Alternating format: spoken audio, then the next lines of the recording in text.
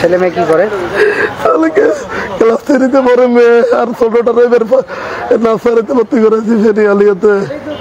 সকাল 8:30টার দিকে আমি অফিসের কাজে বাইরেছি, আমার ওয়াইফ বাইরেছে 8:35 বা 40-এ বাচ্চাদেরকে নেওয়ার পরে আমার 2 বাচ্চা ফেনিয়ালিয়াতে পরে। বাচ্চাদের ছুটি 10:30 হয়েছে। হওয়ার পর আমার ওয়াইফ বাচ্চাদেরকে নিয়ে যখন আপনার বাসায় গেলে দেখেছেন বাসার দরজার তালা ভাঙা, তারপরে দেখলাম আমার আলমারি ভাঙ্গি, আমার শোকেস ভাঙ্গি। আলমারির ভিতরে ছিল 6 ভরি স্বর্ণ, শোকেসের ভিতরে একদম নিচে আছে 4 ভরি, মোট 10 ভরি স্বর্ণ।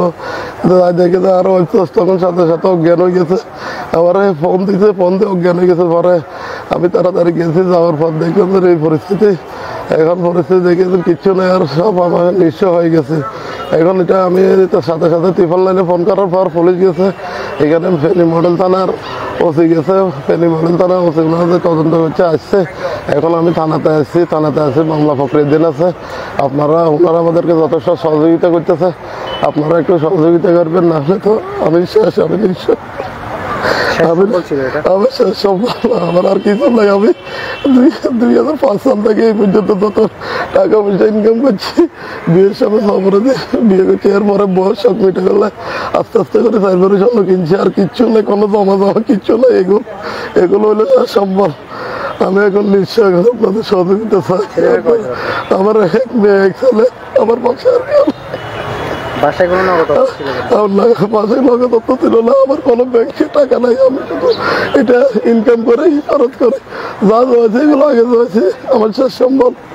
আপনারা একটু আমাকে সহযোগিতা করবেন, আমি নিঃশ্বাস হয়ে যাবো। আমার সন্দেহ আছে, কারণ আমার দারোয়ানটা জিজ্ঞেস করছি, উনি বলতেছে উনি ওই মতো ঘুমেছিল। এখন আমরা একটা ভিডিও ফুটেজ দেখলাম, দেখে ওই মতো উনি আমার বাসার আনাচে করে একবার সামনে যায়, একবার পিছনে এসেছে, একবার রাস্তায় বাড়ি দিতেছে, একবার ভিতরে আসতেছে। আমার ওয়াইফ যখন ও বাসায় ঢুকার পরে দেখিয়েছেন ও আবার একটা ওর ওয়াইফ একদিকে যাইতেছে, ও আরেক দিকে যাইতেছে। আমার পুরো সন্দেহ আমার দারোয়ানকে যদি একটু করে এটাও পুরো তদন্ত বাইরে হবে। দারোয়ান 100% এখানে দারোয়ান। এই জন্য দারোয়ানটা যখন পুলিশে জিজ্ঞেস হচ্ছে আপনার বিল্ডিং এর নাম কি, উনি বলতেছে আমার বিল্ডিং এর নাম জানি না। তাহলে আপনি 3 বছর এখানে করেন, আপনি নাম জানেন, এটা কেমন কথা? বলছে হোল্ডিং নাম্বার কথা বলতেছে, আমি হোল্ডিং নাম্বার জানি না। তাকে বলে গেলে 100% এখানে দাঁড়ানো জড়িত। কারণ হে কখন কি বলতেছে না বলতেছে, হে মালিকের বলতেছে ওর সাথে সকালবেলা আমার দেখা হয়েছে, ও যাইতেছে। আসলে মালিক আমার যখন বললো আমার বাসায় ঘটনার পরে, আমি বললাম কই না, ওর সাথে তো আমার লোকের সকালে দেখা হয় না। এবার ওরা আমি জিজ্ঞেস করলাম আপনার সাথে আমার লোকের দেখা হয়েছে, কয় না। তাহলে আপনি আপনার মালিকরা বললেন যে আমার সাথে দেখা হয়েছে, আপনি এভাবে বানানোর কথা কেন বলতেছেন? এখানে 100% বাসা ছিল মিজানপাড়া, ফেনী আলী মাদ্রাসার পিছনে মিজানপাড়া, আবু হুরায়রা মাদ্রাসার পশ্চিম পাশের বিল্ডিং, 6তলা বিল্ডিং এ 4 তলায় আমি থাকি। কোন জায়গায় সাইদা মন্দির স্বর্ণ ছিল আলমারিতে, এমন ভাবে নিচে আলমারিতে কাপড়ের ভিতরে আপনার 3 দরজার আলমারি। তো এই যে দরজা ভাঙছে আর বাকি 2 দরজা ভাঙে নাই। এই দরজা ভাঙি শুধুমাত্র দ্বিতীয় তাকে কাপড়ের ভিতরে আমার স্বর্ণগুলো ছিল, ওই কাপড়টা টানি স্বর্ণগুলো নিই। আরেকটা স্বর্ণ যেটা ছিল আমার শোকেসের ভিতরে, ওইখানে ওইগুলো নিই, আর কোনো জিনিস ধরে নেই, শুধু স্বর্ণগুলো নিয়ে গেছে। একদম নিঃস্ব হয়ে গেল না আমার আর কিছু না ভাই,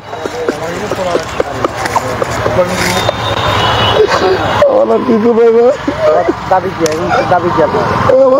এখন আপনারা যদি আমার সার্বিক সহযোগিতা করেন, আমি কোথায় যাবো? আমার 2 বাচ্চা নিয়ে আমার কিচ্ছু নাই, আমার এতে ঘরটা যদি নাই। গ্রামের বেশি চিন্তা করছি এই স্বপ্নগুলো বেশি একটা ঘর করবো, আমার ঘর নাকি। ছেলে মেয়ে কি করে? ক্লাস 3-তে পড়ে মেয়ে, আর ছোটটারে নার্সারিতে ভর্তি করেছি ফেরিয়ালিয়াতে। গ্রামের কাছে বাড়িঘর নাই না? গ্রামের বাড়ি থেকে আর ঘরটা রয়েছে, এর সময় বন্যা হয়েছে, বন্যা ঘরটার গেছে। আমি আর করিনি, কত স্বর্ণ টর্ণ পেয়েছি, একগুলো ভালো করে এগুলো ঘর করবো চিন্তা ভাবনা করছি। এখন তো শেষ।